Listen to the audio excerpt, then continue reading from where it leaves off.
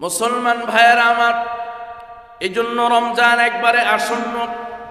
সাহাবায়ে কেরাম তাদের আমল ছিল, তাদের ব্যক্তিগত জীবনে তাদের আমল ছিল এই রমজান আসার আগেই ব্যবসাগুলোকে গুটিয়ে নিতেন, যেন ব্যবসায় বেশি সময় না দিতে হয়। ব্যবসাকে ছোট করে ফেলতেন, ব্যবসাকে তারা সম্পূর্ণ ছোট করে নিতেন ব্যবসায়ীরা, যেন রমজান মাসে কোনো ব্যবসায় সময় ব্যয় না করতে হয়। আবার যারা অন্য ধরনের কাজকর্ম করতেন সেই কাজগুলোকে তারা গুটিয়ে নিতেন। এমনকি যারা রমজানে যাকাত আদায় করতেন, যাকাতের হিসাবগুলো তারা রমজানে আগেই করে ফেলতেন, যেন রমজানের একটা সময় নষ্ট করে যাকাতের হিসাব না করতে হয়। অনেক সময় যারা বিচারকের দায়িত্ব পালন করতেন, যে রমজান মাসে কোনো বিচারের ফয়সালা যেন না দিতে হয়, সময়টা যেন সেই কাজে না ব্যয় করতে হয়, এজন্য সেই রমজানের আগেই বিচারের কার্যগুলো সম্পন্ন করতেন। কাউকে আজাদ করার প্রয়োজন হলে আজাদ করে দিতেন, কারণ শাস্তির প্রয়োজন হলে শাস্তির জন্য ব্যবস্থা করে দিতেন। মোট কথা দুনিয়ার সব কাজগুলোকে রমজানের আগে সমাপ্ত করতেন। কেবলমাত্র একটাই উদ্দেশ্য, একটাই লক্ষ্য, কিভাবে রমজানের সময়গুলোকে কাজে লাগানো যায়, কিভাবে রমজানের সময়গুলোকে সুন্দরভাবে কাটানো যায়, রমজানটাকে ইবাদত বন্দেগীর মাধ্যমে কিভাবে অতিবাহিত করা যায়। মুসলমান ভাইয়েরা আমার, আর বর্তমানে আমরা ইমানদারদের অবস্থা বিপরীত হয়ে গেল। আমরা রমজান কেন্দ্রিক, আমলের কোনো প্র্যাকটিস নাই, আমলের কোনো মস্ক নাই, আমলের জন্য কোনো চিন্তা নাই, কোনো পেরেশানি নাই। কেবলমাত্র রমজান কেন্দ্রিক যত দুনিয়ার ব্যস্ততা পরিকল্পনা নিয়ে শুরু হয়ে যায়, ঠিক কিনা? আমলের কোনো প্র্যাকটিস, আমলের কোনো আগ্রহ, উদ্দীপনা এবং পরিকল্পনা নিয়ে আমরা রমজান শুরু করতে পারি না। আর রমজান যেভাবেই হোক শুরু হলে 10 থেকে 15 রমজান গেলেই আবার আমাদের ঈদের প্রস্তুতি শুরু হয়ে যায়। কথা বলেন ঠিক কিনা? সম্মানিত সুধী মুসল্লিয়ানে কেরাম, নবীজি সাল্লাল্লাহু আলাইহি ওয়াসাল্লামের নিজাম ছিল, নিয়ম ছিল, শাবানের চাঁদ উদিত হলেই নবীজি সাহাবায়ে কেরামদেরকে নিয়ে একটা মজলিস করতেন, বৈঠক করতেন। নবীজি সাল্লাল্লাহু আলাইহি ওয়াসাল্লাম খুব অল্প সময় বয়ান করতেন এবং অনেক কয়েকদিন পরে পরে গ্যাপ দিয়ে দিয়ে তিনি বয়ান করতেন। খুব বেশি বয়ান করতেন না এবং খুব লম্বা সময় নিয়ে কথা বলতেন। নবীজি সাল্লাল্লাহু আলাইহি ওয়াসাল্লামের নিজাম ছিল এটা। তো যখনই যেই কথাগুলোই নবীজি বলতেন, সাহাবায়ে কেরাম সেটাকেই হৃদয়ঙ্গম করতেন, আমল করতেন, সেটাকেই তারা জীবনে ধারণ করতেন। সুবহানাল্লাহ পড়ে। তাহলে নবীজির নিজাম ছিল, বয়ানের সময়ের পরিমাণও কম ছিল এবং প্রতিদিনই যে বয়ান করতেন তা নয়, মাঝে মধ্যে বয়ান এবং গুরুত্বপূর্ণ কথাগুলো বলতেন, খুব চম্বুক কথা বলতেন। এতেই সাহাবায়ে কেরামের জন্য ঈমানের খোরাক হতো, আমলের পাথেও হতো। যদিও আজকাল বয়ানের সময় হয়ে গেছে অনেক লম্বা, বয়ানও খুব ঘন ঘন, কিন্তু মানুষের মধ্যে পরিবর্তনের মাত্রা খুবই কম। কথা বলেন ঠিক কিনা?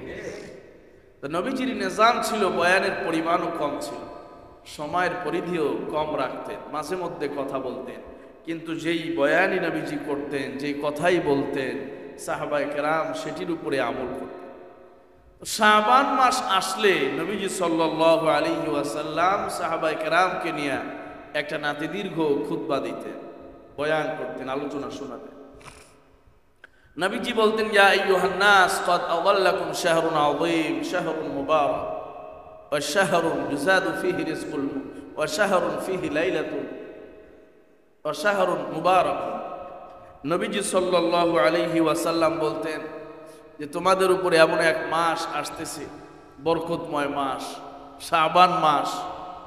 এই শাবান মাসে কি কি তোমরা করবে, কি আমল করবে, এই ব্যাপারে নবীজি সাহাবায়ে কেরামকে দিক নির্দেশনা দিতেন।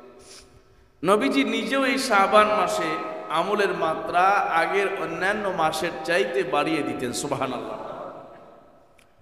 একবার জিজ্ঞেস করা হলো, এই মাসে আপনি এত বেশি আমল করেন কেন?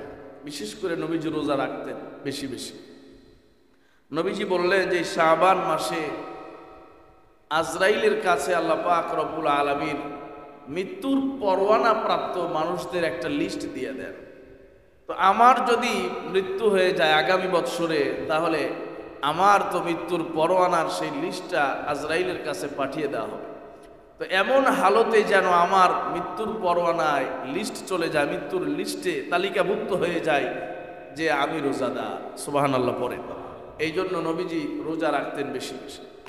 তো সেই শাবান শুরু হয়ে আজকে 14ই শাবান, এবং আজকে দিন শেষে আসতেছে নবীজি সাল্লাল্লাহু আলাইহি ওয়াসাল্লামের হাদিস থেকে পাওয়া লাইলাতুন নিসফি মিন শাবান, শাবানের সেই মধ্য রজনী। তো আল্লাহ পাক রব্বুল আলামিন আমাদেরকে আজকের এই জুমা পর্যন্ত হায়াত দিয়ে, আমাদের এই আজকের এই জুমা পর্যন্ত আমাদের জীবনটাকে দীর্ঘায়িত করে আমাদেরকে এই নেক আমলে অংশগ্রহণ করার সুযোগ করে দিয়েছেন। এই জন্য আমরা আবারও পড়ি আলহামদুলিল্লাহ।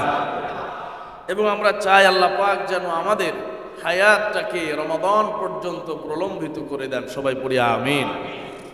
সম্মানিত ভাইরা, নবীজি সাল্লাল্লাহু আলাইহি ওয়াসাল্লাম এই শাবান মাসে আমলের গুরুত্ব দিয়েছেন, সময়টাকে কাজে লাগানোর গুরুত্ব দিয়েছেন। এই শাবান মাস, এই জন্য শাবানকে শাবান বলা হয় যে এই শাবান মাসে রহমত বিস্তৃতভাবে বান্দা বান্দিদের উপরে বর্ষণ হতে থাকে। সুবহানাল্লাহ।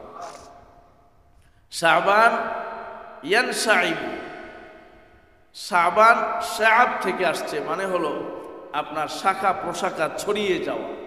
এই মাসে বান্দা বান্দিদের উপরে আল্লাহর রহমত ব্যাপক ধারায় ছড়িয়ে যায়, ব্যাপক ধারায় বান্দা বান্দিদের উপরে রহমত বর্ষণ হয়। সুবহানাল্লাহ। আর রমজানকে এই জন্য রমজান বলা হয় যে রমজান আসলে বান্দার গুনাহগুলোকে পুড়ে জ্বালিয়ে পুড়িয়ে একদম ছাই করে গুনাহগুলোকে শেষ করে দেয়। সুবহানাল্লাহ। নবী করিম সাল্লাল্লাহু আলাইহি ওয়াসাল্লাম এই শাবান মাসে এত বেশি গুরুত্ব দিতেন। এই শাবান মাসটা হলো রহমত অর্জন করার মাস, এই শাবান মাসটা হলো বরকত অর্জন করার মাস। এজন্য এই নবীজি আমার শাবান মাসের আগেই দোয়া পড়তেন, আল্লাহুম্মা বারিক লানা ফি রজব ওয়া শাবান ওয়া বাল্লিগনা রমাদান। নবীজি যখন রজব মাসে উপনীত হতেন, ওই রজব মাসের শুরুতেই দোয়া পড়তেন, আল্লাহুম্মা বারিক লানা ফি রজব ওয়া শাবান। আল্লাহ আপনি আমাদেরকে রজব এবং শাবান মাসে বরকত দেন, ওয়া বাল্লিগনা রমাদান, আর আমাদের হায়াতটাকে আপনি প্রলম্বিত করে রমজান পর্যন্ত পৌঁছে দেন। এইভাবে নবীজি আমার রজব থেকে রমজানের প্রস্তুতি নিতেন। ওলামায়ে কেরাম বলেছেন নবীজি বছরটাকে দুই ভাগে ভাগ করতেন, এক ভাগ হলো রমজানের আগে, আরেক ভাগ হলো রমজানের পরে। রমজানের আগের 6টা মাস নবীজি আমার রমজানটাকে কিভাবে কাটাবেন, রমজানে কত বেশি পরিমাণে আমল করবেন, কি কি আমল করবেন, ইমানটাকে কিভাবে মজবুত করবেন, রমজানের 1 মাস 2 মাস নয়, রমজানের 6 মাস আগ থেকেই নবীজি প্রস্তুতি নিতেন। সুবহানাল্লাহ। শুধু তাই নয়, নবীজি আবার যখনই রমজান শেষ হয়ে যেত, রমজানটা শেষ হয়ে যাওয়ার পরে আবার পরবর্তী 6 মাস এই রমজানে কিভাবে আমল করে কাটালেন, এই রমজানের বরকত, এই রমজানের নূর, এই রমজানে আমলের যেই চাহিদা ছিল, আমলের যে পরিমাণ আগ্রহ ছিল, এই আমলগুলোর মধ্য দিয়ে আগামী 6 মাস নবীজি অতিবাহিত করতেন। সুবহানাল্লাহ। তাহলে নবীজি বছরকে 2 ভাগে ভাগ করতেন, রমজানের আগে 1 ভাগ, রমজানের পরে 1 ভাগ। রমজানের আগের 6 মাস তিনি রমজানের প্রস্তুতিমূলক কাটাতেন, আর রমজানের পরের 6 মাসকে নবীজি সাল্লাল্লাহু আলাইহি ওয়াসাল্লাম এই রমজানের আদলেই কাটাতেন। রমজানে যেমন আমল করতেন ঠিক এভাবেই কাটিয়ে দিতেন। জোরে বলেন সুবহানাল্লাহ। কেউ যদি তার বৎসরটাকে এইভাবে অতিবাহিত করে, তাহলে তার জীবনের সময়গুলো আর নষ্ট হওয়ার কোনো সুযোগ থাকবে না। কথা বলেন ঠিক কিনা?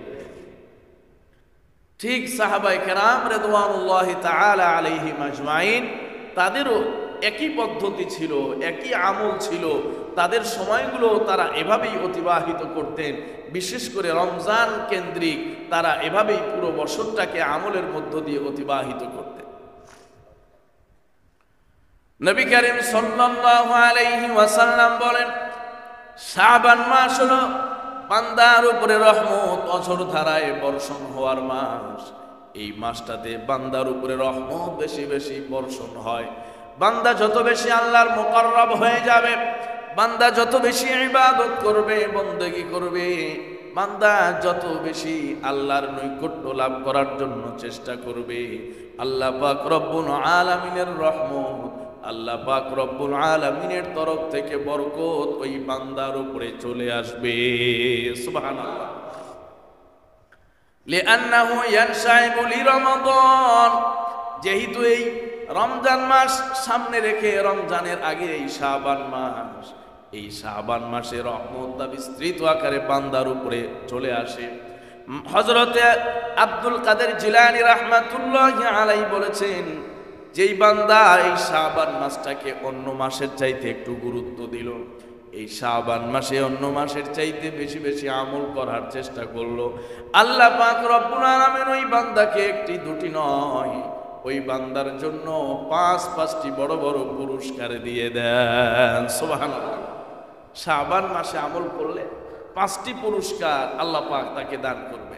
যেই 5টি পুরস্কারের ইঙ্গিত এই শাবান মাসের নামের মধ্যেই রয়ে গেছে। জোরে বলেন সুবহানাল্লাহ।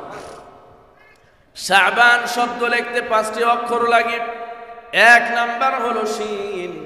হযরত আব্দুল কাদের জিলানী রাহমাতুল্লাহি আলাইহি বলেন, শিনতে আরবিতে একটা শব্দ হয়, তার সেই শব্দটি হলো শারাফুন। শারাফুন মানে মর্যাদা, শারাফুন মানে ইজ্জত, শারাফুন মানে মর্যাদা। কোন বান্দা যদি শাবান মাসটাকে আমলের মধ্যে কাটায়, শাবান মাসে বেশি বেশি ইবাদত করে, বন্দেগী করে, আল্লাহর তরফ থেকে বিশেষ মর্যাদা ওই বান্দার জন্য বরাদ্দ হয়ে যায়। 2 নাম্বার অক্ষর হলো আইন। আইনতে একটি আরবিতে শব্দ বানানো যায় উলুবুন। উলুবুন মানে সমৃদ্ধি। হযরতে আব্দুল কাদের জিলানী বলেন, কোন বান্দা যদি শাবান মাসে বেশি বেশি আমল করে, বেশি বেশি ইবাদত করে, বেশি বেশি বন্দেগী করে, ওই বান্দার জন্য আল্লাহ পাক রব্বুল আলামিন সকল ধরনের সমৃদ্ধির জন্য তাকে প্রস্তুত করে দেন। সুবহানাল্লাহ। সমৃদ্ধি, বরকত, আর কোনো কিছুতে কোনো ঘাটতি থাকে না, কোনো সংকোচ থাকে না, কোনো সংকীর্ণতা থাকে না। সমৃদ্ধি দিয়ে আল্লাহ পাক তাকে পরিপূর্ণ করে দেন। জোরে বলেন সুবহানাল্লাহ। 3 নাম্বার শব্দ হলো বিররুন। বিররুন মানে নেক, পুণ্য। আল্লাহ পাক রব্বুল আলামিনের যেই বান্দাগুলো শাবান মাসে বেশি বেশি আমল করলো, বেশি বেশি ইবাদত করলো, বন্দেগী করলো, এই শাবানের সময়গুলো নষ্ট যারা করবে না, আল্লাহ পাক রব্বুল আলামিন তাদের পুণ্যে বরকত দিয়ে দিবেন। সুবহানাল্লাহ। শুধু তাই নয়, আল্লাহ পাক ওই বান্দাগুলোকে, ওই বান্দিগুলোকে পুণ্যবানদের খাতায় নাম লেখা দেন। ওই বান্দিগুলোকে, ওই বান্দাগুলোকে পুণ্যবানদের তালিকাভুক্ত যিনি করে দিবেন তিনি কে? আল্লাহ পাক রব্বুল আলামিন তাদেরকে পুণ্যবানদের তালিকাভুক্ত করে দেন। এরপরে 4র্থ নাম্বার হরফ হলো আলিফ। হযরতে আব্দুল কাদের জিলানী বলেন, আলিফতে একটা শব্দ আরবিতে তৈরি হয়, সেটি হলো উলফাত। উলফাত মানে হলো মহাব্বত, ভালোবাসা। আল্লাহ পাক রব্বুল আলামিনের যেই সকল গোলাম, আল্লাহ পাকের যেই সকল বান্দাগুলো, বান্দিগুলো এই শাবান মাসে বেশি বেশি ইবাদত করলো, বন্দেগী করলো, সময়গুলো কাজে লাগাইলো, এই শাবান মাসে কোরআন তেলাওয়াত বেশি বেশি করত। নবীজি সাল্লাল্লাহু আলাইহি ওয়াসাল্লাম এই শাবান মাস আসলেই অন্য মাসের তুলনায় কোরআন তেলাওয়াতটাও বেশি করতেন, রোজাও বেশি রাখতেন, রাত্রি জাগরণ বেশি করতেন। রমজান মাসে যেন বেশি বেশি আমল করতে পারেন, এই জন্য প্র্যাকটিসিং মাস হিসাবে তিনি এটাকে কাটাইতেন।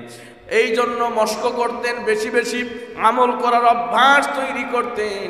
হযরতে আব্দুল কাদের জিলানী বলেন, যেই বান্দা শাবান মাসে সময়টাকে কাজে লাগালো, ওই বান্দার সঙ্গে আল্লাহ পাকের একটা গভীর মহব্বত তৈরি হয়ে যায়। সুবহানাল্লাহ। 4 নাম্বার অক্ষর হলো আলিফ, তে উলফাতুন, মহাব্বত, ভালোবাসা। আল্লাহর সঙ্গে বান্দার একটা গভীর সম্পর্ক আর ভালোবাসা তৈরি হয়ে যায়। আর আল্লাহর সঙ্গে যার মহব্বত তৈরি হবে, ভালোবাসা তৈরি হবে, ওই বান্দার জন্য দুনিয়া আখেরাতে কোনো পেরেশানি থাকতে পারে না। ঠিক কিনা? যার সাথে স্বয়ং আল্লাহর যোগাযোগ হয়ে যায়, যার সাথে স্বয়ং আল্লাহ পাকের মহব্বত আর উলফাত হয়ে যায়, ওই বান্দার জন্য দুনিয়া আখেরাতে আর কোনো পেরেশানি থাকতে পারে না। কথা বলেন ঠিক কিনা? পঞ্চম নাম্বার হরফ হলো নুন, শাবানুন। এই মোট 5টি অক্ষর, পঞ্চম নাম্বারের হরফ হলো নুন। হযরতে আব্দুল কাদের জিলানী বলেন, কোন বান্দা যদি শাবান মাসটাকে কাজে লাগায়, বেশি বেশি ইবাদত করে, বন্দেগী করে, আল্লাহ পাক রব্বুল আলামিন ওই বান্দাকে পঞ্চম নাম্বার একটা পুরস্কার দিয়ে দেন। ওই বান্দার জন্য নুনতে নূর, নূর মানে হলো আলো, আল্লাহ প্রদত্ত নূর, আল্লাহ প্রদত্ত আলো। ওই বান্দার জন্য আল্লাহ পাক দুনিয়া আখেরাতে আল্লাহ প্রদত্ত নূর এবং আলোর ব্যবস্থা করে দিবেন। সুবহানাল্লাহ। ওই বান্দা যেমন দুনিয়াতেও হেদায়েতের পথে চলবে, ওই বান্দা নূর পাইলে আল্লাহ পাকের পক্ষ থেকে যদি কেউ নূর পায়, নূর মানে হলো আলো, মানে হলো হেদায়াত, ওই বান্দা দুনিয়াতেও হেদায়াতের পথে চলবে। কিয়ামতের ময়দানে ওই নূরের দ্বারা আল্লাহর ওই গোলাম পুলসিরাত সুন্দরভাবে পার হয়ে যাবে। এই জন্য শাবান মাসের গুরুত্ব কম না বেশি? শাবান মাসের গুরুত্ব অনেক বেশি। এই জন্য শাবান মাসের সময়টাকে বেশি বেশি কাজে লাগানো। এতদিন 14 দিন অতিবাহিত হয়ে যাচ্ছে। এই 14টি দিন অতিবাহিত হয়েছে যেভাবেই আমাদের মাস থেকে চলে গেল, আগামী যে 15 অথবা 16টি দিন আছে, এই 15 দিন 2টি সপ্তাহ কমপক্ষে আমাদেরকে কমরবাস্তা হয়ে, একদম কমর বেঁধে আমাদেরকে ইবাদতের মধ্যে লেগে যাওয়া উচিত। কথা বলেন ঠিক কিনা? সব কিছুরই প্রস্তুতি আছে, আমাদের সব কিছুরই প্রস্তুতি আছে। 1 ঘন্টার জন্য বাহিরে বের হলে আমাদের রেডি হতে আরেক ঘন্টা সময় লাগে। কথা বলেন ঠিক কিনা? একদিনের সফরে যেতে কোথাও আমরা যদি রেডি হওয়া শুরু করি, তাহলে সেখানেও আমাদের 1-1.5 ঘন্টা আপনার সময় লেগে যায় যে আমি একদিনের সফরে যাচ্ছি, বাহিরে যাচ্ছি। আর যেখানে আমার আপনার জীবন পরিবর্তন করে দেওয়ার জন্য মাহে রমাদান আসতেছে, সেই রমাদান কেন্দ্রিক আমার আর আপনার প্রস্তুতি কত বেশি থাকা উচিত, আর সেই প্রস্তুতিটা কত গুরুত্বপূর্ণ এবং কত বেশি প্রস্তুতি নেওয়া উচিত। কথা বলেন ঠিক কিনা? আমাদের অবস্থা হয়ে গেছে উল্টা। রমজান আসলে আমরা ইবাদতের প্রস্তুতি নেব, আমলের প্রস্তুতি নেব, নিজের ঈমানটাকে পরিশুদ্ধ করার প্রস্তুতি নেব। আর আমরা এর বিপরীতে রমজান আসলে কিভাবে খুব বেশি ভালো মন্দ খাওয়া যায়, খাওয়া যেহেতু 2 বেলা, সুতরাং অন্য সময়ে সাধারণ খাবার দাবার খেলেও রমজানে মাছ মাংস ছাড়া কোনো খাবার থাকবে না। অন্য সময় নর্মাল খাবার দাবারের মেনু থাকলেও রমজানের একটা স্পেশাল মেনু হবে। আর ইফতারির সময় তো রকমারি ইফতার, বাহারি ইফতার এর আয়োজন হবে। এই ধরনের প্ল্যান প্রোগ্রাম, এবং বিশেষ করে যে কাজে আসি, সবচেয়ে বেশি মুনাফা অর্জনের মাস হিসেবে রমজানকে আমরা বেছে নেওয়ার চেষ্টা করি। কথা বলেন ঠিক কিনা? অথচ নবী এবং সাহাবায়ে কেরাম তাদের আমল ছিল রমজানের প্রস্তুতি দুনিয়া কেন্দ্রিক নয়, রমজানের প্রস্তুতি ছিল আমল কেন্দ্রিক, আখেরাত কেন্দ্রিক। রমজানের প্রস্তুতি ছিল হলো কিভাবে ঈমান আমলকে আরো বেশি সুন্দর করা যায়, কিভাবে আরো সময়টাকে সুন্দরভাবে কাটানো যায়, এবং রমজানে নিজের গুনাহগুলোকে একবারে ধুয়ে মুছে কিভাবে পরিষ্কার পরিচ্ছন্ন করা যায়। এভাবেই তারা রমজানের জন্য প্রস্তুতি নিতেন। এই হলো আমাদের রমজান আর সাহাবায়ে কেরামের রমজান। তারা জীবনে একটি রমজানকে নিজের জীবনে পরিবর্তনের একটা বড় গুরুত্বপূর্ণ মাধ্যম হিসাবে বেছে নিতেন। আমাদের জীবনে হাজার রমজান যাচ্ছে, 50টা রমজান গেল 50 বছরে, 40 বছরে 40টা রমজান গেল, 30 বছরে 30টা রমজান, 70 বছর হায়াত পাইলে 70টা রমজান। বালেগ হওয়ার পর থেকে একজন কমপক্ষে 40, 45, 50টা রমজান তো পায়। কিন্তু এতগুলো রমাদানেও এই রমজান আমার আপনার জীবন পরিবর্তন করতে পারে না, আমলকে শুদ্ধ করতে পারে না, ঈমানকে ইসলাহ করতে পারে না। কথা বলেন ঠিক কিনা? এই জন্য আজকের এই জুমা থেকে আমরা অবশ্যই প্রত্যেকেই নিয়ত করতে চাই যে আগামীর এই রমজানটা যেন আমার জন্য এক ব্যতিক্রমী রমজান হয়, যে এই রমজানটাকে আমি একটু বিশেষভাবে কাটাতে চাই। যারা হযরত উলামায়ে কেরাম ছিলেন, আমাদের পূর্বসূরি উলামায়ে কেরাম, অনেক বেশি লেখালেখি করতেন, পড়াশোনা করতেন, তারাও রমজান আসলে কিতাবের আলমারিতে চাবি লাগাই দিতেন। সুবহানাল্লাহ পড়েন যে রমাদান এটা হলো তাদরিসের জন্য নয়, লেখাপড়ার জন্য নয়, বরং এই রমজান হলো লিল ইবাদা, ইবাদতের জন্য, বন্দেগীর জন্য। জোরে বলেন সুবহানাল্লাহ। আমাদের এখনো অনেক ওলামায়ে কেরাম আছেন, বুজুর্গানে দ্বীন আছেন, যারা সারা বছর হাজারো ব্যস্ততা তাদের আছে, কিন্তু রমজান আসলে তাদের নামাজ, রোজা, কোরআন তেলাওয়াত, তাহাজ্জুদ, জিকির, কিয়ামুল লাইল এগুলো ছাড়া আর কোনো ব্যস্ততা তাদের থাকে না। জোরে বলেন সুবহানাল্লাহ। এই জন্য রমজান আসলে যারা এত বেশি কিতাব পড়তেন, এত বেশি লিখতেন, বয়ান করতেন, কত কাজ নিয়ে তারা চলতেন, এরপরেও রমজান আসলে সমস্ত কাজগুলোকে বন্ধ করে দিতেন। নবীজি সাল্লাল্লাহু আলাইহি ওয়াসাল্লাম যেমন ঠিক রমজানের প্রথম দশকে ইতিকাফ করেছেন, দ্বিতীয় দশকও করেছেন, তৃতীয় দশকও করেছেন, এভাবে আমাদের বুজুর্গানে দ্বীন ও উলামায়ে কেরামও এমনও আছেন, অসংখ্য আছেন, মসজিদে রমজানের প্রথম রাত্রিতেই ঢুকেছেন আর ঈদের চাঁদ দেখার পরে মসজিদ থেকে বের হয়েছেন। আল্লাহু আকবার। এইভাবে রমজান কেন্দ্রিক তাদের পরিকল্পনা, রমজানকে এইভাবে কাজে লাগানোর জন্য তারা প্রস্তুত হয়ে যেতেন, কমর বস্তা হয়ে যেতেন, মনে হইতো কেমন যেন কোমরে রশি লাগিয়ে, রশি বেঁধে এরপরে তারা রমজানের জন্য প্রস্তুত হয়ে যান। জোরে বলেন সুবহানাল্লাহ। প্রিয় মুসলমান ভাইয়েরা আমার, এভাবে আল্লাহর জন্য, আল্লাহর কোন গোলাম, কোন বান্দি যদি রমজানের জন্য প্রস্তুতি নিতে পারে, রমজানের জন্য আগে থেকে রেডি হতে পারে, রমজানের যা কিছু কেনাকাটা, যা কিছু বাজার সদাই করার প্রয়োজন, যা কিছু মার্কেটিং এর প্রয়োজন, রমজানের সংসারের জন্য যা কিছু প্রয়োজন, রমজানে ব্যবসা বাণিজ্যের জন্য যা কিছু প্রয়োজন, সব কিছু রমজানের আগেই ব্যবস্থা করে, রমজানে নিজের সময়টাকে ফারেক করে কেবলমাত্র সারাটা দিন যেন আমি ইবাদতের মধ্যে কাটাতে পারি, আবার সারাটা রাত যেন আমি ইবাদতের মধ্যে কাটাতে পারি, এই রমজানটা হলো আল্লাহ পাকের মাস। নবীজি সাল্লাল্লাহু আলাইহি ওয়াসাল্লাম বলেছেন, শাবানু শাহরি ওয়া রমাদানু শাহরুল্লাহিল মুহাররম। আল্লাহু আকবার। নবীজি আমার বলেন, শাবান হলো আমি রাসূলের মাস, আল্লাহর যে গোলাম শাবান মাসে বেশি বেশি আমল করবে, বন্দেগী করবে, তার সাথে স্বয়ং নবীজির একটা সম্পর্ক হয়ে যাবে, যেহেতু নবীজির মাস।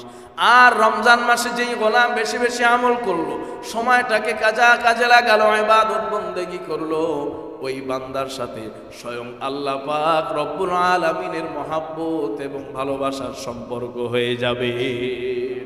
তাহলে শাবানু শাহরি ওয়া রমাদানু শাহরুল্লাহিল মুহাররম, স্বয়ং আল্লাহ পাক রব্বুল আলামিনের নিজের মাস হলো রমজান। এজন্য রমজানের গুরুত্ব শাবানের চেয়েও আরো বহুগুণ বেড়ে গেল। কথা বলেন ঠিক কিনা? এই জন্য শাবান আর রমজান অতি গুরুত্বপূর্ণ দুটি মাস।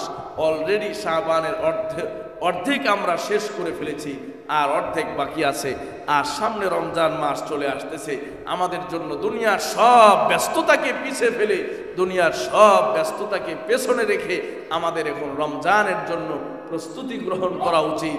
রমজানের জন্য নিজের আমলকে কিভাবে পরিশুদ্ধ করতে পারি, একটা টার্গেট নিয়ে সেই রমজান কেন্দ্রিক আমাদের আমলের জন্য রেডি হয়ে যাওয়া উচিত। কথা বলেন ঠিক কিনা?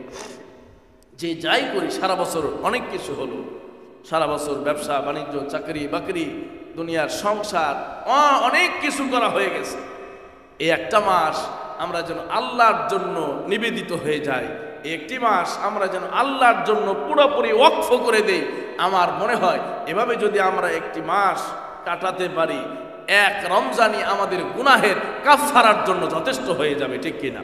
কারণ আল্লাহ পাক রব্বুল আলামিন বড় দাতা, বড় দয়ালু, সব সময় তিনি রেডি হয়ে আছেন যে কিভাবে আমি আমার বান্দা বান্দীদেরকে ক্ষমা করে জান্নাতের মালিক বানায় দেব। জোরে বলেন সুবহানাল্লাহ।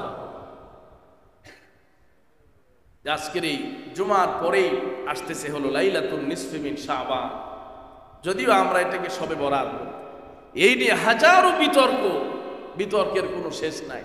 শবে বরাত কি জন্য বলে, এই প্রশ্নের উত্তর দিতে দিতে হ্যাঁ, পুরা ক্লান্ত অবস্থা। একটা জিনিসের নাম একাধিক ভাষায় একাধিক রকম হতে পারে, ঠিক শবে বরাতও তাই। শবে বরাতের এই নাম কোরআন হাদিসের কোথাও নাই। কোরআন হাদিসে আছে হলো লাইলাতুন নিসফি মিন শাবান, শাবানের অর্ধ রজনী। সুবহানাল্লাহ পড়ে, শাবানের অর্ধ রজনী, শাবানের মধ্য রজনী, শাবানের মধ্য রজনী।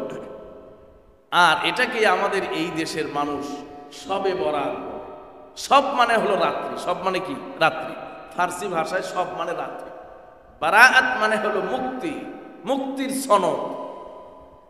যেহেতু এই রাতে আল্লাহ পাক রব্বুল আলামিন অসংখ্য মানুষকে মুক্তি দান করেন, জোরে বলেন সুবহানাল্লাহ, মুক্তির সনদ দেন, ভাগ্য নির্ধারণ করেন, নিরূপণ করেন। এই জন্য শবে বরাত মানে মুক্তির রাত্রি, বরাতের রাত্রি, ভাগ্য নির্ধারণের রাত্রি। এই হিসাবে ফার্সি ভাষায় এই নামটি আমাদের এই উপমহাদেশে খুব বেশি প্রচলিত এবং প্রসিদ্ধ হয়ে গেছে। তো এই শব্দ হাদিসে নাই বলে যে এই রাত্রির কোনো অস্তিত্ব নাই, এটা বলা একদম বোকামি এবং গোড়ামি ছাড়া আর কিচ্ছু হতে পারে না। কথা বলেন ঠিক কিনা? এই শব্দটা হয়তো হাদিসে নাই, যেহেতু বলছি হাদিস তো আরবি ভাষায় নবীজির কথা, আর এটি হলো ফার্সি শব্দ। তাহলে এই শব্দ না থাকলেও এই রাত্রের অস্তিত্ব কোরআন এবং হাদিস থেকে পাওয়া যায়, বিশেষ করে নবীজির হাদিস থেকে পাওয়া যায়। লাইলাতুন নিসফি মিন শাবান, শাবানের মধ্য রজনী। এই শাবানের মধ্য রজনীতে নবীজি সাল্লাল্লাহু আলাইহি ওয়াসাল্লাম এবং সাহাবায়ে কেরাম আমল করেছেন, রাত্রি জাগরণ করেছেন এবং পরবর্তী দিনে রোজাও রেখেছেন। সহিহ হাদিস দ্বারা এই আমল প্রমাণিত। জোরে বলেন সুবহানাল্লাহ। নবীজি আমার বলেন, ইযা কানাত লাইলাতুন নিসফি মিন শাবান ফাকুমু লাইলাহা ওয়া সুমু নাহারাহা। নবীজি আমার বলেন, ইযা কানাত লাইলাতুন নিসফি মিন শাবান, যখন শাবানের মধ্য রজনী এসে যায়, শাবানের মধ্য রজনী যখন এসে যায়, কুমু লাইলাহা, তোমরা সেই রাত্রিতে রাত্রি যাপন করো, রাত্রি জাগরণ করো। ওই রাত্রিতে বেশি বেশি আমল করো, রাত্রিটাকে জাগরণ করো, রাত জেগে জেগে আমল করো, ইবাদত করো। এখানে ব্যাপক আমলের কথা বলা হয়েছে। চাইলে আমি রাত জেগে জেগে বেশি বেশি তাহাজ্জুদের নফল নামাজ পড়তে পারি, আবার কোরআন তেলাওয়াত করতে পারি, জিকির করতে পারি, বিভিন্ন রকমের আমলের মাধ্যমে এই রাত্রিটাকে কাটানোর কথা নবীজি বলেছেন। কুমু লাইলাহা ওয়া সুমু নাহারাহা। এবং এর পরের দিন নবীজি আমাদের রোজা রাখার কথা বলেছেন। নবীজি বলেছেন, এই রাত্রি আসলে এই রাত্রিটাকে জাগরণ করো, রাত্রি জেগে ইবাদত করো এবং পরবর্তী দিনে তোমরা রোজা রাখো। নবীজি সাল্লাল্লাহু আলাইহি ওয়াসাল্লামের জীবনের আমলও ছিল তাই। নবীজি এই শাবানের মধ্য রজনী আসলে এশার সালাত আদায় করে গিয়া দাঁড়িয়ে যেতেন, আর তাহাজ্জুদের সময় শেষ হওয়া পর্যন্ত নবীজির আমল চলতেই থাকতো। জোরে বলেন সুবহানাল্লাহ। আর নবীজির আমলে তো নবীজির জীবনে তো এমন আমল ছিল, নামাজের ক্ষেত্রে এত লম্বা লম্বা সিজদা করতেন। অনেক সময় আম্মাজানরা বলতেন, না জানি নবীজির সিজদার মধ্যে ইন্তেকাল হয়ে গেল কিনা, এত লম্বা সিজদা দিতেন, এত লম্বা রুকু করতেন, আবার বড় বড় লম্বা লম্বা সূরা তিনি কিয়াম করে দাঁড়িয়ে থেকে শেষ করে ফেলতেন। জোরে বলেন সুবহানাল্লাহ।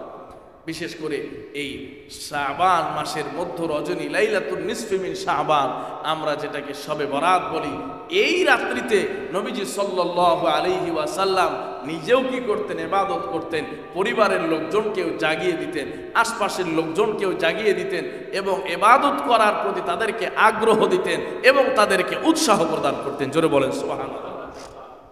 এই জন্য আমলের প্রতি মানুষকে উৎসাহিত করা, নিরুৎসাহিত করা। আজকাল তো একদল স্কলার বের হয়েছেন, আমলের প্রতি উৎসাহের পরিবর্তে নিরুৎসাহিত করতে করতে ওয়াজিব নাই, সুন্নাত নাই, নফল নাই, তারাবি নাই, কোরআন খতম নাই, এরপরে সবে কদর নাই, সবে বরাত নাই, এখন আস্তে আস্তে কয়েকদিন পরে বলবে ইসলামই নাই। কথা বলেন ঠিক কিনা? মানুষকে আমলের প্রতি নিরুৎসাহিত করা এটা কখনোই কাম্য নয়। হ্যাঁ, এটা হতে পারে যে মানুষকে আমলের সঠিক পন্থা বলে দেওয়া, মানুষকে আমলের সঠিক পন্থা বলে দেওয়া, মানুষ যেন বেদাতে লিপ্ত না হয়ে যায়, মানুষ যেন গোমরাহিতে লিপ্ত না হয়ে যায়, মানুষ যেন বিপদগামী না হয়ে যায়, মানুষ যেন পথভ্রষ্ট না হয়ে যায়। কথা বলেন ঠিক কিনা? কারণ আমল করতে গিয়ে যদি আবার বেদাত করে তাহলে ওই আমলের কোনো দাম থাকে না, বরং আরো গুনার শিকার হয়ে যায়। এজন্য সব সময় মানুষকে আমলের প্রতি উৎসাহিত করা, মানুষকে আমলের প্রতি সুন্নাতের উপরে, মানুষকে কিভাবে আমলের উপরে উঠানো যায় এইভাবে উৎসাহিত করা, মানুষকে উৎসাহ দেওয়া, সব সময় মানুষ যেন আমলের উপরে উঠে যায়।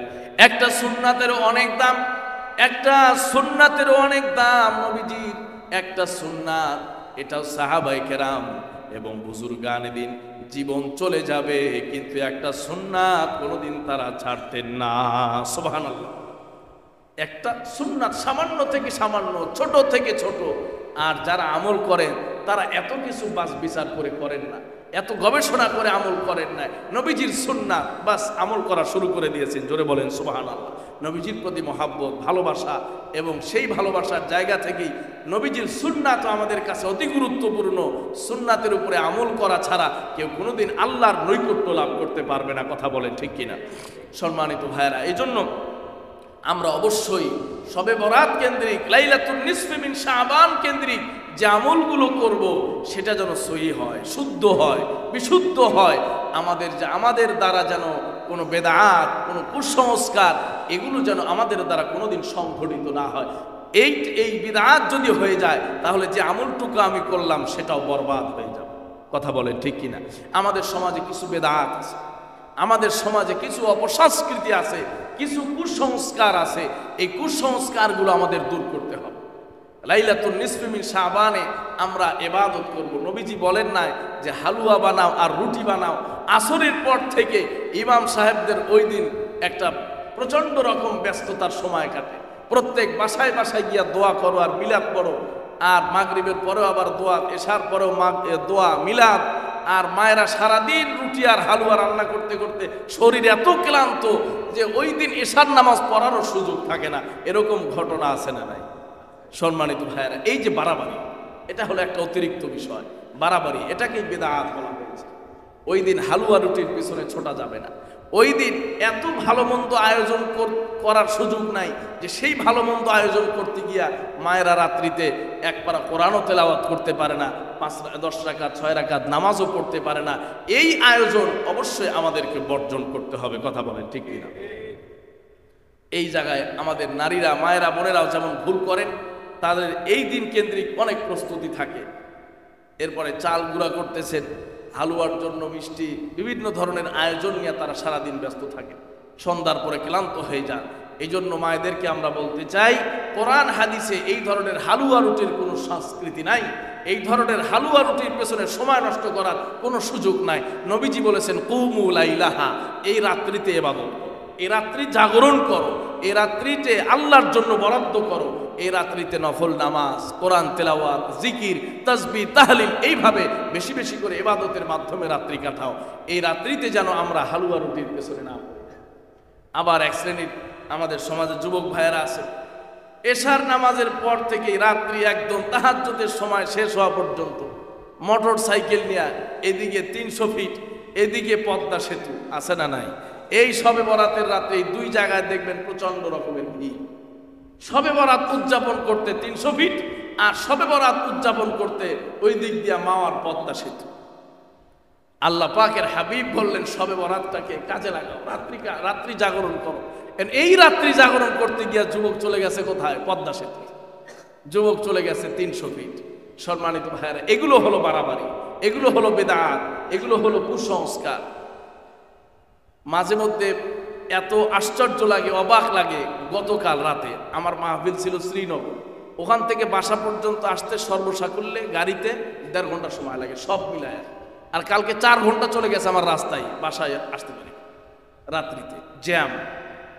যাওয়ার সময় গেছি যাত্রাবাড়ি দিয়া, শুধু হানিফ ফ্লাইওভারের উপরেই ছিলাম 1 ঘন্টা 15 মিনিট, শুধু ফ্লাইওভারের উপরে। আচ্ছা, আসার সময় আসছি বাবুবাজার দিয়া। তো পুরান ঢাকার ওইদিকে রাত্রি যখন গভীর হয় 12টা পার হইলে হোটেলগুলোতে এমন চাপ, কয়েকটা হোটেল আছে নাম করা রেস্টুরেন্ট, মানুষ বা 1টা 2টা 3টা বেজে যাচ্ছে, রাস্তায় মানুষ দিয়ে একদম ব্লক হয়ে আছে।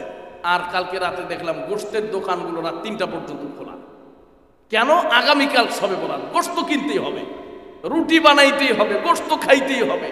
এই যে আমাদের এক ধরনের অতিরিক্ত আমাদের মনের চাহিদা পূরণ করা, অতিরিক্ত কিছু করা, এগুলো কিন্তু আসলে বেদাত। রাত্র 3টা পর্যন্ত গোশত বিক্রি চলতেছে, মানুষও সারাদিন সময় পায় না, রাত্র 3টা 3:30 পর্যন্ত গোশত বিক্রি হচ্ছে, কারণ আগামীকালকে শবে বরাত। আর যাই হোক, সারা বছর মসজিদে যাই আর না যাই, আমল ইবাদত করি আর না করি, শবে বরাত পালন করতে হবে। এই জন্যই কিছু কিছু ওলামায়ে কেরাম খুব বেশি এ ব্যাপারে খুব শক্ত অবস্থানে, যে শবে বরাত কেন্দ্রিক আমাদের বেদাত হয়ে যায়, কুসংস্কার হয়ে যায়। সম্মানিত ভাইরা, নবীজি সাল্লাল্লাহু আলাইহি ওয়াসাল্লাম নফল কাজে যতটুকু বলেছেন অতটুকুই করতে হবে, এর 1 সুতো পরিমাণ অতিরিক্ত করার সুযোগ নাই, করলেই সেটা বেদাত হয়ে যাবে। কথা বলেন ঠিক কিনা? শবে বরাত কেন্দ্রিক আমাদের আমলগুলো যেন বেদাত কুসংস্কারচ্ছন্ন না হয়ে যায়, এই জন্য নবীজি আমাদের যতটুকু ফর্মুলা দিলেন, যতটুকু আমাদেরকে সাজেশন দিলেন, নসিহাত করলেন, হাদিস থেকে আমরা যতটুকু পাই ততটুকুর উপরে আমলটা সীমাবদ্ধ রাখতে হবে। নবীজি আমার বলেছেন, রাত্রি জাগরণ করে নফল ইবাদত করো আর পরের দিন রোজা রাখো। যদি একদিন রোজা রাখো, এই একদিন রোজা রাখার কালচারটা ইহুদি খ্রিস্টানদের সাথে মিলে যায়। এজন্য ওলামায়ে কেরাম বলেছেন, তাদের সঙ্গে যেন আমাদের আমলটা মিশে না যায়, এই জন্য আগের একদিন অথবা পরের একদিন 2 দিন রোজা রাখো। যদিও নবীজির হাদিস হলো একদিন রোজা রাখার আমল, কিন্তু এই দিক বিবেচনায় ওলামায়ে কেরাম এতটুকু নসিহাত করেন যেন আমাদের আমলটা ইহুদি খ্রিস্টানদের আমলের সঙ্গে মিশে না যায়। এজন্য ওই লাইলাতুন নিসফি মিন শাবানের আগের দিন অথবা তার পরের দিন এবং তার পরের দিন, মাঝখানে ওই দিনটাকে রেখে আগে একদিন অথবা পরের একদিন 2 দিন রোজা রাখো। এই যে যতটুকু আমল নবীজি আমাদের শিখায় গেলেন, নবীজির হাদিস থেকে এতটুকু পাওয়া যায়। আজকের এই দিন বা রাত্রিতে পরিবারের জন্য কেউ যদি উত্তম খাবারের ব্যবস্থা করে, তার জন্য আল্লাহ পাক সারা বছর উত্তম খাবারের ব্যবস্থা করবেন। এই যে একটা হাদিস আছে, এই হাদিসের দৃষ্টিকোণ থেকে হালুয়া রুটির কি হয়ে গেছে, সংস্কৃতি চালু হয়ে গেছে। হালুয়া রুটি হলো উত্তম খাবার, মিষ্টি উত্তম খাবার, রুটি উত্তম খাবার। কোত্থেকে যে এটা আসলো আল্লাহ পাকই ভালো জানে। সম্মানিত ভাইয়েরা, এই ভালো খাবারের আসলে উদ্দেশ্যটা কি? পরিবারে যা আছে, বাসায় যেটা আছে, ফ্রিজে যেটা আছে, বাজার করা যেটা আছে, সেখান থেকে যেটা ভালো বাস সেটার আয়োজন করো, সেটার ব্যবস্থা করো। এইটা করতে রাত দিন পরিশ্রম করে আমল বন্দেগী ইবাদত সব কিছু বাদ দিয়া সেই ভালো খাবারের পেছনে পড়ে যাওয়া, এটাই হলো বিদআত। কথা বলেন ঠিক কিনা? এই জন্য আমরা শবে বরাত অবশ্যই আমরা আমল করতে চাই, তবে বিদআত মুক্তভাবে আমল করতে চাই। অনেক জায়গায় আছে মসজিদে হুজুরদেরকে বলে, হুজুর ইমাম সাহেব হুজুর কমপক্ষে 20 রাকাত নফল নামাজের সময় দিবেন। আমি অনেক সময় মহব্বত করে বলি, ভাই আমার নবীজি যেখানে 20 রাকাতের অর্ডার দিলেন না, সেখানে আমি তো এই 20 রাকাতের অর্ডার দিতে পারি না। কথা বলেন ঠিক কিনা? এইগুলো হলো বিদআত। এক মসজিদে আমি তারাবি পড়াইছি অনেক, ওই লাইলাতুল কদর আসলে নিয়ম ছিল 20 রাকাত আগে নফল নামাজ পড়তে হবে, এরপর বেতের নামাজ। কত বড় জুলুম চিন্তা করা যায়। রমজানে তো বেতের নামাজ জামাতে বাধ্যতামূলক, কোনো মানুষের অসুস্থতা থাকতে পারে, 20 রাকাত তারাবির পর আবার 20 রাকাত নফল, অসুস্থ মানুষটার কি হালত হবে? কথা বলেন ঠিক কিনা? এই যে বাড়াবাড়ি, এগুলোই হলো বাড়াবাড়ি। আমরা যেভাবে বাইতুল হুদা জামে মসজিদে আমরা শবে বরাতকে আমল করি, একদম সিম্পলি, খুবই সহজ। আমরা এশার নামাজের পরে সংক্ষিপ্ত কিছু আমলের কথা হয়, কিছুক্ষণ জিকির হয়, এরপরে নফল নামাজ তো আমরা আমাদের শারীরিক অবস্থা অনুযায়ী আমরা আমল করি। এরপরে আমরা একটা ছোট্ট ইজতেমাই মোনাজাতের মধ্য দিয়ে আমরা শবে বরাতের আমলটাকে শেষ করি। যদিও শবে বরাতের এই আমলটাকে যৌথভাবে এইভাবে এত আয়োজন করে করাটা ঠিক হবে না। এই জন্য খুবই সহজ এবং খুবই সংক্ষিপ্ত, খুবই সিম্পলভাবে যেন আমরা শবে বরাত লাইলাতুন নিসফি মিন শাবান কাটাতে পারি, এই আয়োজনটুকু আমরা রাখি। নইলে মানুষ আবার এই সময় বিচ্ছিন্ন হয়ে যায়। মানুষ যাও যতটুকু করে এতটুকু মানুষ আর করবে না। জাস্ট এতটুকু ধরে রাখার জন্য আমরা মানুষকে আহ্বান করি যে আমরা বাড়িতেও আমল করব, কমপক্ষে মসজিদে এশার সলাতের পরে সংক্ষিপ্ত কিছু আমল হয়, সেই আমলেও আমরা অংশগ্রহণ করব। এইভাবে আমরা লাইলাতুন নিসফি মিন শাবানকে কাটাতে চাই, অতিবাহিত করতে চাই। সম্মানিত ভাইয়েরা আমার, এবং আজকের এই দিন নিয়ে কিছু সংখ্যক যুবকদের এবং যুবতীদের মনের মধ্যে খুব কষ্ট। কারণ হলো আজকের এই দিন একই সাথে যেমনটি জুমার দিন, আবার শাবানের 14তম তারিখ, আবার সাথে সাথে আজকের এই দিনটি 14ই ফেব্রুয়ারি মানে ভ্যালেন্টাইন্স ডে। জোরে বলেন নাউজুবিল্লাহ। এই দিন নিয়ে খুব বিপাকে আছে যুবক যুবতীরা, কারণ আজকের এই দিনে তো তাদের একটা বিশেষ উদ্দেশ্য, বিশেষ রকমের তাদের পরিকল্পনা প্ল্যান থাকতো, কিন্তু শবে বরাতের কারণে এই প্ল্যান পরিকল্পনাগুলো আজকে তাদের ভেস্তে যাচ্ছে। এই জন্য তাদের কপাল ঘুষ হয়ে গেছে, মন ভালো না, আছে না নাই? সম্মানিত ভাইয়েরা, এই জন্য আজকের এই দিনটাকে আমরা সেই এই কলঙ্কযুক্ত কলুষিত সেই 14ই ফেব্রুয়ারির ভ্যালেন্টাইন্স ডে হিসাবে আজকের এই দিনে যেন কোনো কর্মসূচি আমাদের মুসলমান সমাজের যুবক যুবতীদের না থাকে। কথা বলেন ঠিক কিনা? কারণ আজকের এই দিনটি হলো পবিত্রতম দিন, আজকের এই দিনটি হলো জুমার দিন, আজকের এই দিন দিবগত রাত্রি হচ্ছে লাইলাতুন নিসফি মিন শাবান। সুতরাং আজকের এই দিন এবং আগামী এই রাত্রিতে মুসলমান কোন যুবক যুবতী, কোন ইমানদারের সন্তান সেই 14ই ফেব্রুয়ারি ভ্যালেন্টাইন্স ডে নামক এই কলুষিত এবং এই বেহায়াপনা দিবস উদযাপন করতে পারে না। কথা বলুন ঠিক কিনা?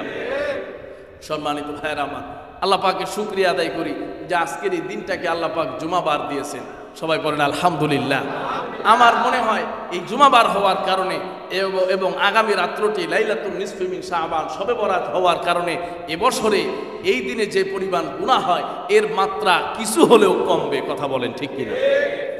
আমরা আশা করি আজকের এই দিন জুমাবার এবং লাইলাতুন নিসফি মিন শাবানের মধ্য দিয়ে যেন আগামী বছরগুলোতেও 14ই ফেব্রুয়ারি ঘিরে আমাদের সমাজে যে অপসংস্কৃতি, গুনাহের সয়লা, বেহায়াপনা, জেনা ব্যভিচারের যে এক মহা উৎসব তৈরি হয়ে যায়, এগুলো যেন চিরতরে বাংলার জমিন থেকে আল্লাহ পাক বন্ধ করে দেন। সবাই বলেন আমিন।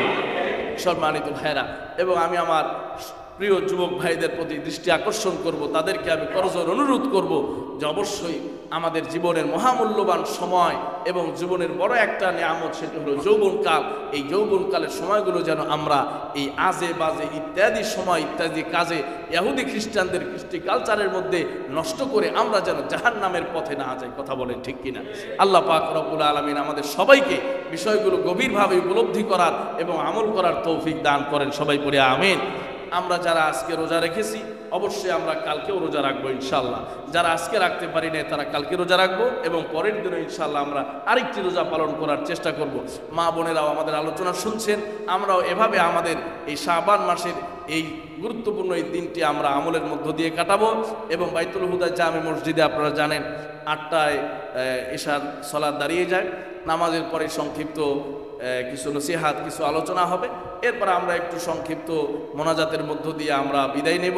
বিশেষ করে এই রাত্রিতে আমরা শুধু মসজিদেই কাটাবো না, এই রাত্রির একটা বড় একটা অংশ আমরা পরিবারের সাথে আমল করার জন্য চেষ্টা করব। এটাতে আমাদের অনেক দুর্বলতা আছে, আমরা বাড়িতে আমল করতেই চাই না, বাড়িতে বসে ইবাদত করতেই চাই না, অথচ নফল ইবাদত বন্দেগীগুলো মসজিদের চেয়ে বাড়িতে করা সবচেয়ে বেশি উত্তম। নবীজির এটাই নির্দেশনা ছিল। সুন্নত পর্যন্ত নবীজি ঘরে পড়তেন, সাহাবায়ে কেরাম ঘরে পড়তেন। আলহামদুলিল্লাহ আমরাও ম্যাক্সিমাম সুন্নত বাড়িতে বাসায় পড়ার চেষ্টা করি। এর থেকে আপনার বাচ্চা কাচ্চা, পরিবারের অন্যান্য সদস্যরা আমলের প্রতি উৎসাহিত। এই জন্য এই রাত্রিতে আমাদের মসজিদেও দেখা যায় অনেক ভাইয়েরা মসজিদে রাত কাটায় দেন। এটা কিন্তু অনুচিত, এটা ঠিক না। আপনি বাসায় গিয়েও 10 রাকাত নামাজ পড়েন, বাসায় গিয়েও বিবির সাথে, বাচ্চা কাচ্চার সাথে নিয়ে তাদেরকে সাথে নিয়ে 2 পারা কোরআন তেলাওয়াত করেন, সংক্ষিপ্ত একটু জিকির করেন, কি একটা ওজিফার বই থেকে কোনো দোয়া পড়েন, কিছু একটা হাদিস পড়েন। এগুলো আপনার নফল ইবাদত হবে। এতে করে পরিবারের মধ্যে শান্তি, সম্প্রীতি এবং পরিবারের মধ্যে বরকত নাজিল হবে। এই জন্য আমরা নফল ইবাদত মসজিদের পাশাপাশি বাড়িটাকেও বেশি গুরুত্ব দেব, বাসাটাকেও গুরুত্ব দেব। বাসায় আমরা নফল ইবাদতের পরিবেশ তৈরি করব। আল্লাহ পাক তৌফিক দান করেন। সবাই পড়ি আমিন। ওয়া মা আলাইনা ইল্লাল বালাগ।